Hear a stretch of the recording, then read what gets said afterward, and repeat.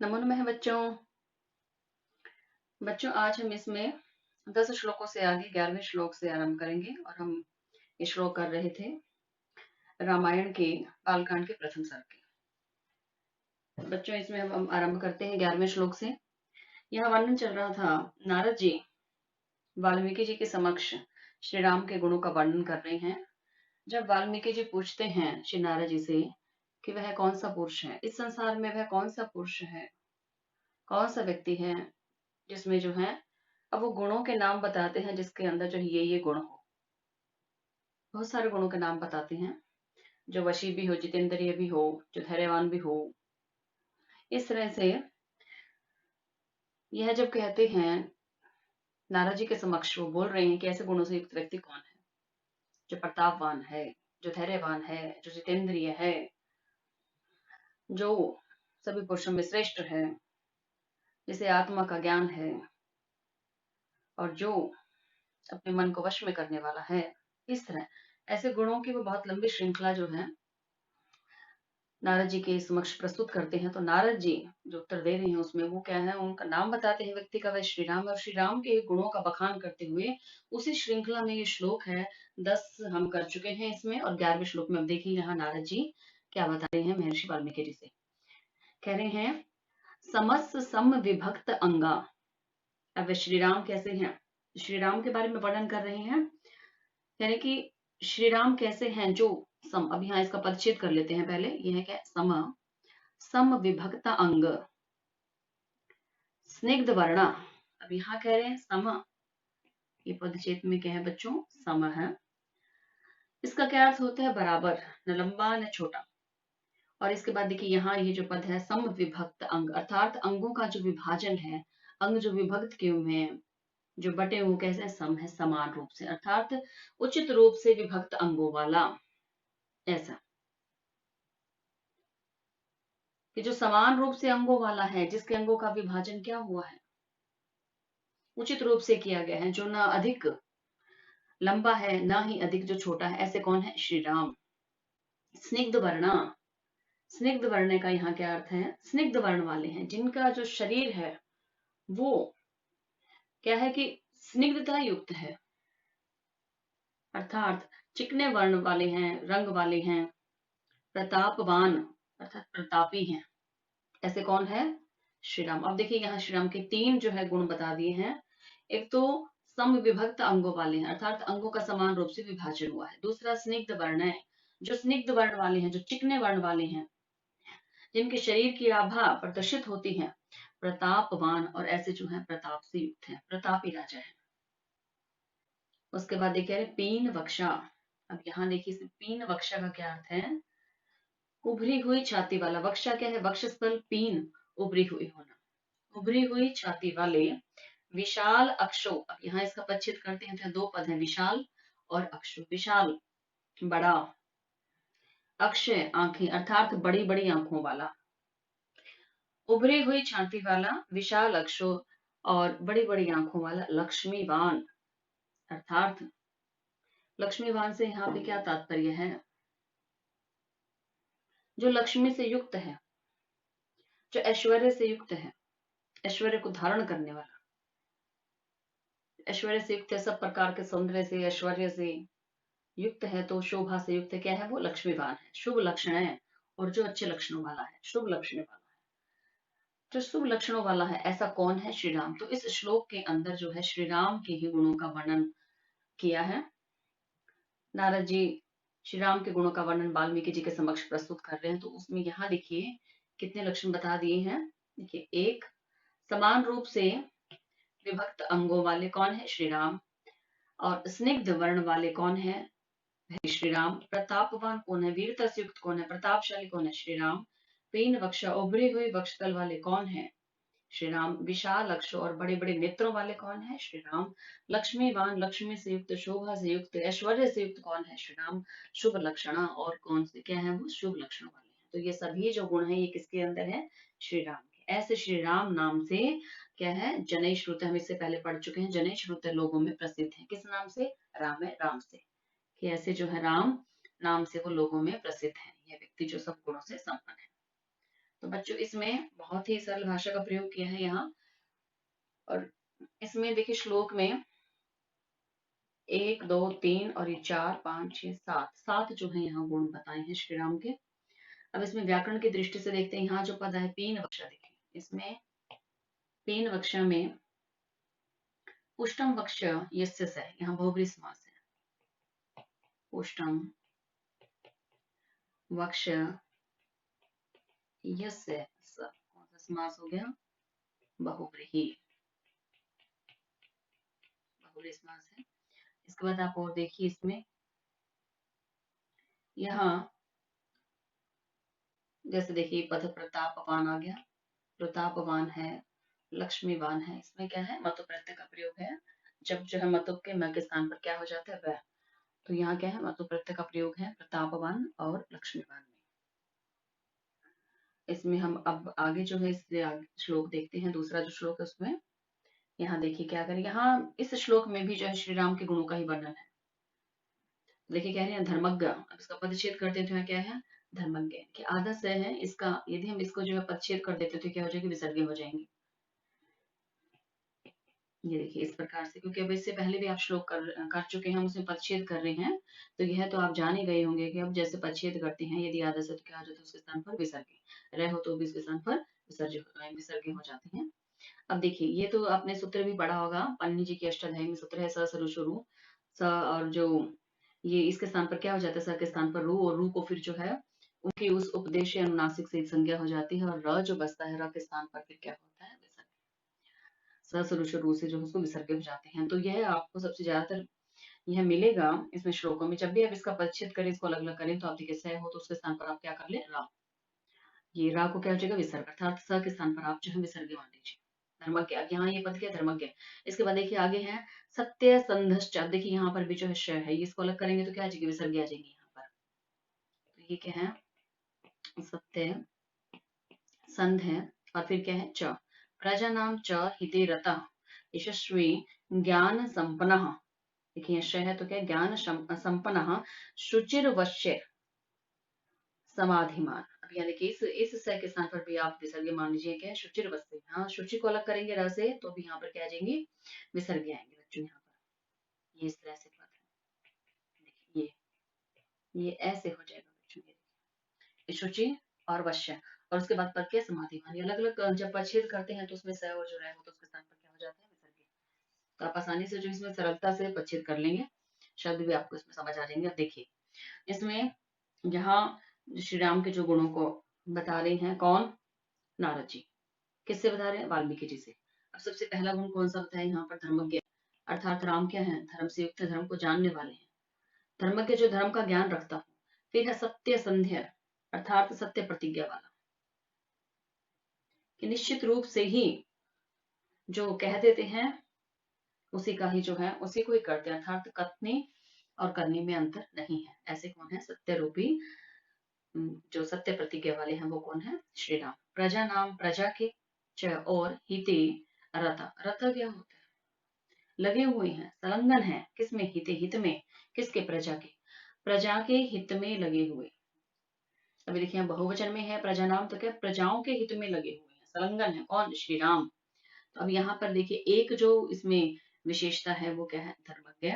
उसके बाद दूसरी आगे सत्य संदश्च, उसके बाद तीसरी जो है ये प्रजा नाम चहिते रथ, यहाँ से ये तीसरी शुरू हो जाएगी। उनके जो गुण, जो विशेषता बता रहे हैं श्री राम के, वो प्रजाओं का भी जो है हित चाहने वाले, उनके हित में ही संलग्न होने वाले, उनके हित में ही लगे हुए, ऐसे कौन है? श्री राम। अब इससे आगे देखिए कह रहे यशस्वी, अर्थात जो कैसे? यश से युक्त है, कीर्ति से युक्त है, ज्ञान संपन्न है, जो ज्ञान से युक्त है, शुचि है, जो पवित्र है, पवित्र का यहाँ क्या? पवित्र आचरण करने वाले हैं। वश्य, वश्य का अर्थ क्या है? जितेंद्रिय है, जो जिन्होंने अपने इंद्रियों को वश में किया हुआ है। और समाधिमान, अर्थात एकाग्र वृत्ति वाले। एकाग्र वृत्ति वाले कौन है? श्री राम। जो मन को जिन्होंने क्या है? एकाग्र किया, वो जो समाधिमान है, समाधि में स्थित है। तो ऐसे कौन है? श्री राम। तो यहाँ देखिए तीन हम यहाँ कर चुके हैं, धर्मज्ञ, सत्य संध्य और प्रजानाम चहिते रहते हैं। धर्म को जानने वाले हैं और सत्य प्रतिज्ञा वाले हैं और निरंतर ही प्रजाओं के हित में लगे हुए हैं। और इसके बाद 4 पर क्या है? यशस्वी, यश से युक्त है, कीर्ति से युक्त है, ज्ञान संपन्न है, ज्ञान से युक्त है, ये इनका क्या है? 5वां गुण हो गया। और शुचि, पवित्र आचरण करने वाले हैं तो ये इनका छठा हो गया। वश्य, इंद्रियों को वश में करने वाले सातवां। और समाधिमान, जो अपने आप को क्या है, एकाग्र किए हुए हैं, मन को एकाग्र करने वाले, ऐसे कौन है, श्री राम। तो ये इनका गुण हो गया आठवां। तो यहाँ 8 गुणों का वर्णन जो है इस श्लोक के अंदर किया है महर्षि नारद जी ने। अब देखते हैं इसमें व्याकरण की दृष्टि से क्या है। देखिए यहाँ समाधिमान है, ये बच्चों आप जानते ही होंगे। यहाँ इसमें क्या है, समाधिमान में कौन सा प्रत्यय, मतु, मत अर्थ यहाँ प्रत्यय का प्रयोग है। तो इसमें मतु प्रत्यय का प्रयोग किया गया। इसकी पहचान क्या, देखिए आपको पीछे इसमें मान मिलेगा या मत मिलेगा, आप इससे इसे पहचान सकते हैं। यहाँ देखिए समाधि जमा मतु करेंगे तो समाधि मान बन जाएगा, ही समाधि मान हो गया ये, तो मतु प्रत्यय का इसके अंदर प्रयोग है। दूसरा आप इसमें देखिए यहाँ पद है ज्ञान संपन्न। इसमें क्या है, ज्ञान संपन्न है, कौन सी भक्ति है यहाँ पर, ज्ञाने में सप्तमी भक्ति का प्रयोग है। इसको मैं यहाँ लिख देती हूँ, देखिए ज्ञाने संपन्न है। इसमें सप्तमी तत्पुरुष समास है, ये मैंने विग्रह लिख दिया है यहाँ इस पद का। ज्ञाने संपन्न है, सप्तमी तत्पुरुष समास। तो बच्चों इसके बाद अब देखते हैं अगले श्लोक में। अब इसमें भी देखिए श्री राम के गुणों का वर्णन है। अभी यहाँ जो श्लोक हम कर रहे हैं, इनमें अभी नारद जी ने श्री राम के बारे में बताना शुरू किया है। तो इसमें जो है ये श्लोक जो है श्री राम के गुणों से ही संबंधित है सारे। अब इस श्लोक में देखिए क्या क्या, प्रजापति, यहाँ देखिए पहला पद क्या गया, प्रजापति, प्रजापति के समान। अब देखिए साथ में समय इसके अंदर पद है। अब हम देखिए इसको अलग करते हैं, तो प्रजापति है और समय। अब इससे के स्थान पर क्या हो जाएगा, विसर्ग। तो ये पदच्छेद जो है करने पर क्या आ जाते हैं, समय। देखिए ये हो गया समय। फिर श्रीमान धाता रिपु निषूदन रक्षिता जीव लोकस्य धर्मस्य परिरक्षिता। अब देखिए यहाँ इसमें प्रजापति समय, प्रजापति समय का क्या अर्थ है, प्रजापति के समान। प्रजापति के समान यहाँ क्यों कहा है, किसको कहा है यहाँ, श्री राम को। क्यों कहा है, क्योंकि वो अपनी प्रजा का पालन करते हैं, जैसे ब्रह्मा जी सृष्टि का पालन करते हैं। ब्रह्मा जी जो है ये सृष्टि में जो मानव है उन सभी के पालन हेतु कार्य करते हैं। तो यहाँ श्री राम कौन सा कार्य कर रहे हैं, अपनी प्रजा का पालन कर रहे हैं। तो यहाँ उनको किसके समान बता दिया, प्रजापति के समान। अब इस तरह से आप वस्तुनिष्ठ प्रश्न भी तैयार कर सकते हैं बच्चों, साथ ही साथ इसके जब हम पढ़ रहे हैं तो ये कि प्रजापति के समान कौन है, इस तरह से इसमें प्रश्न जो है अपने आप तैयार कर लीजिए। साथ ही जो वस्तुनिष्ठ प्रश्न हमारे आते हैं, ये 2 अंक का एक प्रश्न जो हमें करना होता है, कुल मिलाकर 8 प्रश्न आते हैं 16 अंक के। तो उनमें से जो प्रश्न आएंगे इस रामायण में से, वो इसी प्रकार से आएंगे, जैसे कि प्रजापति के समान कौन है, या श्रीमान शब्द का प्रयोग किसके लिए हुआ है। इस तरह से आपके साथ साथ ही इन वस्तुनिष्ठ प्रश्नों को भी तैयार करते जाएं। अब इसमें प्रजापति के समान किसको बताया है, श्री राम को। फिर कह रहे श्रीमान, श्रीमान अर्थात शोभा से युक्त, ऐश्वर्य संपन्न से युक्त हैं। धाता, धाता का अर्थ यहाँ क्या है, जो धारण करने वाले हैं, किसको। अब कह रहे धाता, ठीक है, धारण करने वाले, लेकिन किसको धारण करने वाले हैं, यहाँ कह रहे कि सभी लोगों को, सभी लोगों को धारण करने वाले कौन है, श्री राम। रिपु निषूदन है, रिपु क्या होता है, शत्रु, निषूदन है उनका नाश करने वाले। तो शत्रुओं का नाश करने वाले कौन है, श्री राम। यहाँ रिपु का क्या अर्थ है, शत्रु, निषूदन है नाश करने वाले। उसके बाद देखिए क्या है, रक्षिता, रक्षिता का क्या, रक्षा करने वाला, किसके, देखिए जीव लोकस्य, लोकस्य संसार के, जीव जीवों की। तो रक्षिता जीव लोकस्य अर्थात जो इस संसार के जीव है उनकी रक्षा करने वाला। अब श्री राम के लिए क्या है, जो उनकी प्रजा है, प्रजा की रक्षा करते हैं। इसका दूसरा अर्थ क्या आ रहा है यहाँ, की प्रजा की रक्षा करने वाले। लोकस्य साथ है जीव और रक्षिता, यानी कि संसार के जीवों की रक्षा करने वाले कौन है, श्री राम। यहाँ कह रहे कि वो अपनी प्रजाओं की रक्षा करने के लिए तत्पर रहते हैं।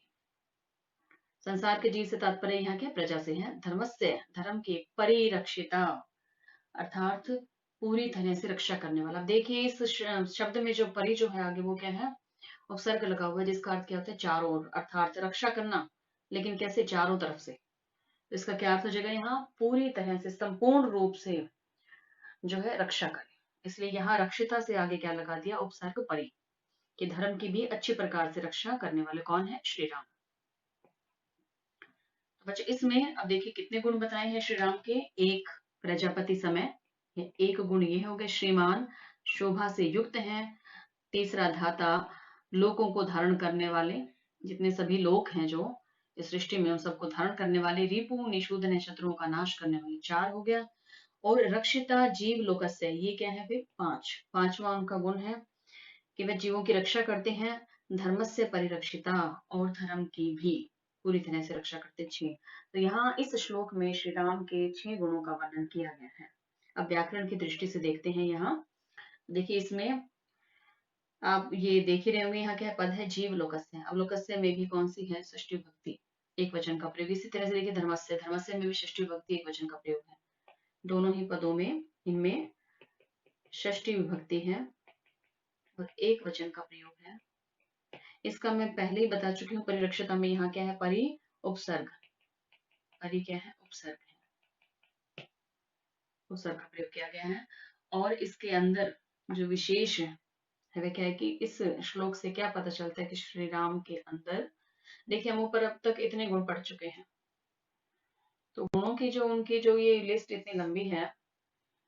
देखिए जिस व्यक्ति के अंदर जो गुण जितने ज्यादा होते हैं, अब जो बता रहा है उससे देखिए वो उससे ज्यादा संक्षेप में नहीं कर सकता, तो अपने गुणों को इस प्रकार से बढ़ाइए। इस रामायण से बच्चों आपने क्या, यहाँ हमें वाल्मीकि जी क्या संदेश देना चाह रहे हैं कि आप अपने आप को गुणों से परिपूर्ण कीजिए, ताकि कोई दूसरा जब बखान करे उन गुणों का, तो उनकी जो श्रृंखला है वो बहुत लंबी हो। तो प्रयास करें कि अच्छे गुणों को ही अपने धारण करें। जैसे यहाँ देखिए कह रहे श्री राम के गुणों का वर्णन किए जा रहे, इतनी लंबी जो है इनकी लिस्ट है। तो जब आपके जब गुणों के बारे में भी कोई जब बखान करे तो उनकी लिस्ट भी इतनी लंबी हो। और यहाँ कह रहे हैं कि हमें इसी प्रकार से बनना है। अब देखिए इसमें हम ऊपर पढ़ चुके हैं वशी होना चाहिए, जितेंद्रिय है श्री राम, तो क्या ये सरल है अपनी इंद्रियों को वश में करना? नहीं, या कोई कोई मनुष्य ही कर पाता है। यदि इंद्रियों को अपने वश में कर लें तो फिर जो है हमारे समय का भी सदुपयोग होगा और हम अपने कार्य को भी अच्छी प्रकार से पूर्ण कर पाएंगे। हम जो कहते हैं कि समय नहीं है, ऐसा नहीं है, समय है, लेकिन हम उस समय का सही ढंग से जो है सदुपयोग नहीं कर रहे हैं। तो बच्चों यह है, आपको एक अवसर मिला है, एक मौका मिला है, आप इस समय में जो है अपने अध्ययन से जो अपना ज्ञान वर्धन भी करें और साथ ही साथ जो है अपने आप को इतना परिपूर्ण कर लीजिए कि ज्ञान जो है उसका कोई भी छोर बाकी ना रहे। अपने आप को परिपूर्ण कर लीजिए, अपने स्वाध्याय में जो अपने समय को व्यतीत कीजिए बच्चों। और ये विषय भी ऐसा है जिसमें आप जो है आसानी से, और यदि आप निरंतर आप स्वाध्याय करते हैं तो आप ज्यादा से ज्यादा अंक भी इस विषय में ले सकते हैं। तो इसे आपने जो है वस्तु प्रश्न भी इस पर ही आपने तैयार करने हैं।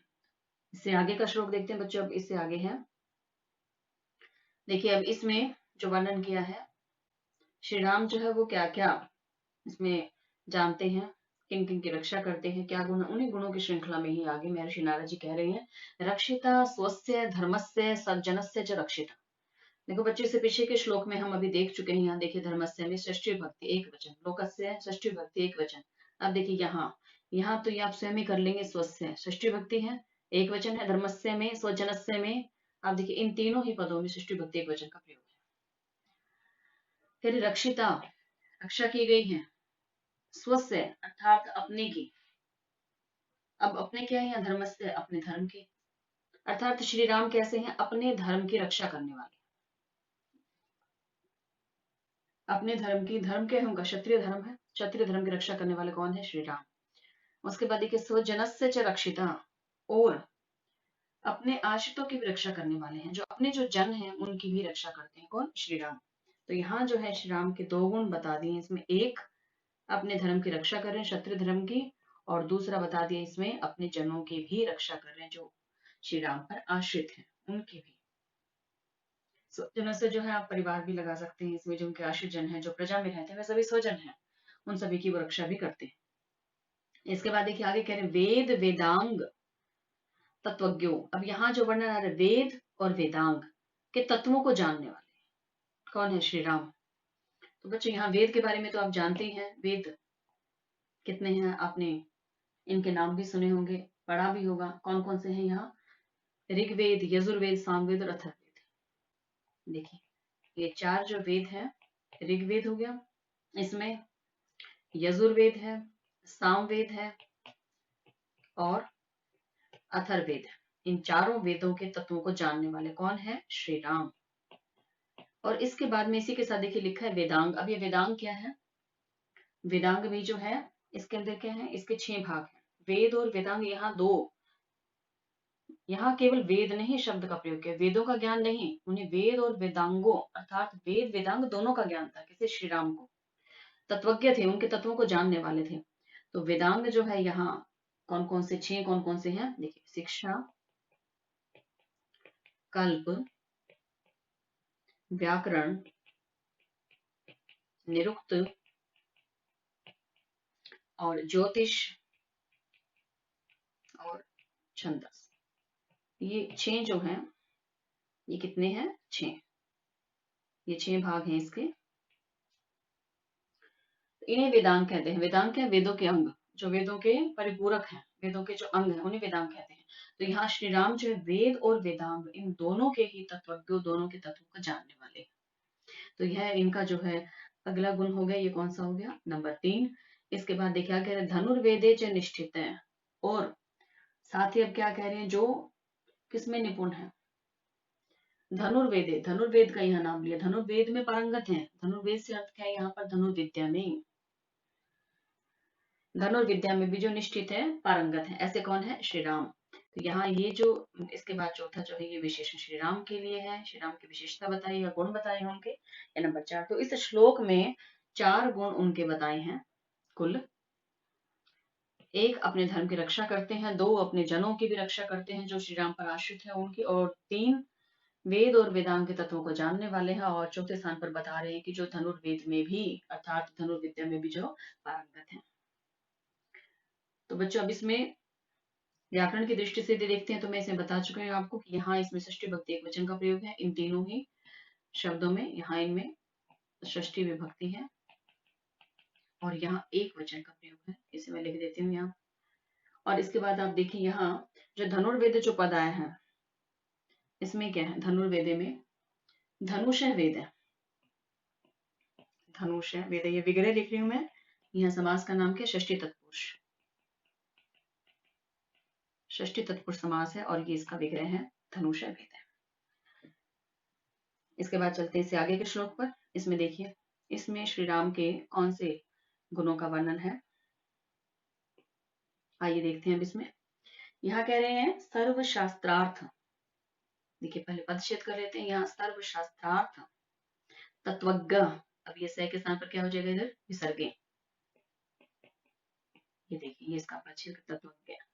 इसके बाद क्या आगे? स्मृतिमान, यहाँ नया आधा है, फिर प्रतिभान वान, इस तरह से यह अर्थ है।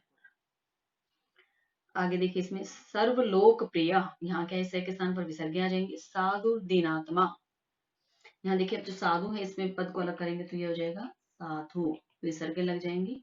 और साथ में क्या है? अदीनात्मा, यह पद है। इसके बाद विचक्षण है, और यहाँ से भी देखिए इसको अलग करेंगे तो हो जाएगा सर्वलोक प्रिय। इस तरह से इसका पदच्छेद है। अब इसका अर्थ कर लेते हैं। सर्वशास्त्रार्थ कौन है? जो सभी शास्त्रों को जानने वाला है। शास्त्रार्थ अर्थात शास्त्र के अर्थ को जानने वाला, सब सभी शास्त्रों के अर्थों को, उनके रहस्य को, उनके अभिप्राय को जानने वाले कौन है? श्री राम। तो यहाँ ये एक गुण जो है श्री राम का बताया है, सभी शास्त्रों के अर्थ को जानने वाले। तत्वज्ञ, तत्वज्ञ का अर्थ क्या है? जानने वाले, तत्वों को जानने वाले, ये इसी के साथ ही आएगा, अर्थ के तत्वों को जानने वाले। ऐसे कौन है? श्री राम। देखिए यहाँ से लेकर यहाँ तक एक शब्द है तत्वज्ञ तक, यहाँ ये इनका एक गुण बता दिया है कि श्री राम कैसे हैं? जो सभी शास्त्रों के अर्थ के तत्वों को जानने वाले हैं, ऐसे श्री राम। स्मृतिमान अर्थात स्मरण शक्ति से युक्त है, कौन? श्री राम। अब देखिए यहाँ इसमें क्या है? स्मृतिमान, जैसे मतु प्रत्यय का प्रयोग है, इसी तरह से आगे देखिए। इसके बाद कह रहे हैं जो स्मरण शक्ति से युक्त है, प्रतिभावान, प्रतिभा से भी युक्त है, जो प्रतिभा से युक्त है, ऐसे कौन है? श्री राम। तो यहाँ इसमें क्या? मतु प्रत्यय का प्रयोग है इन दोनों ही पदों में।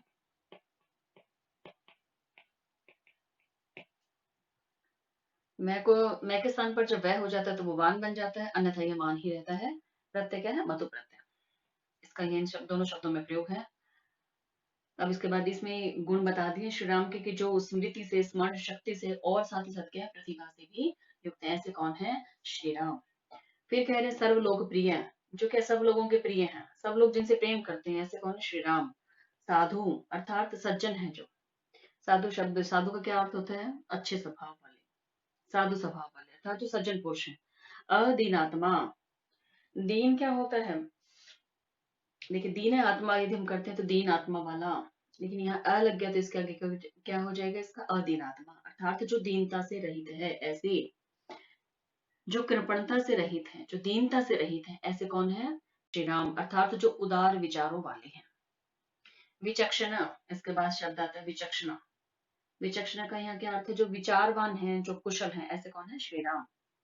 तो यहाँ देखिए श्री राम के कितने गुण बता दे। स्मृतिवान है 2, प्रतिभा से युक्त है 3, सर्व लोकप्रिय है 4, जो सज्जन स्वभाव के हैं 5, जो अदीनात्मा है अर्थात जो दीनता से रहित है, जो कृपणता से रहित है, ऐसे 6, और विचक्षण है अर्थात जो विचारवान है, कुशल है। इस तरह से कितने हो गए? 7 यहाँ बताएं। 7 गुणों का वर्णन इस श्लोक के अंदर किया है महर्षि वाल्मीकि जी ने। अब इसमें व्याकरण की दृष्टि से हम देखते हैं, देखिए यहाँ जो पद आया है सर्वलोकप्रिय, यह जो पद है इसमें, यहाँ इसका नीचे लिख देती हूँ मैं, इस पद में यहाँ षष्ठी तत्पुरुष समास है। कौन सा समास है? षष्ठी तत्पुरुष। और इसका विग्रह क्या हो जाएगा? सर्वलोकस्य प्रिय। यहाँ लिख देते हैं इसका, सर्वलोकस्य प्रिय कौन है? श्री राम। इसके बाद देखिए आगे इसमें, यहाँ जो पद है अदीनात्मा, इस पद में क्या है? अदीनात्मा में अदीन है आत्मा यस्य, देखिए इसको मैं लिख, अदीन है आत्मा यस्य स, कौन सा समास है? बहुव्रीहि। बहुव्रीहि समास, किसी तीसरे ही अर्थ का बोध हो रहा है, अर्थात किसी अन्य ही अर्थ का बोध हो रहा है, जो पद में दिया हुआ उसका बोध नहीं हो रहा। ना तो यहाँ पर देखिए अधीन का बोध हो रहा है, ना ही आत्मा का बोध हो रहा है। इन दोनों ही शब्दों से भिन्न जो है, कौन सा अन्य अर्थ जो है यहाँ बोधित हो रहा है, वह क्या है? श्री राम। अधीन आत्मा यस्य से अर्थात जिसकी अधीन आत्मा है, ऐसा कौन है? श्री राम। तो यहाँ श्री राम के अन्य अर्थ यहाँ पर क्या है? बहुव्रीहि समास का प्रयोग, क्योंकि बहुव्रीहि समास में ना पूर्व पद की प्रधानता होती है, ना उत्तर पद की प्रधानता होती है, बल्कि किसी अन्य ही, कोई तीसरा ही अर्थ जो है किसी अन्य पद की, जो है किसी अन्य अर्थ की ही प्रधानता होती है, वह बहुव्रीहि समास होता है। तो बच्चों आज हम इसमें यहीं तक ही करेंगे, इससे आगे का अगले लेक्चर में। अस्तु, नमो नमः।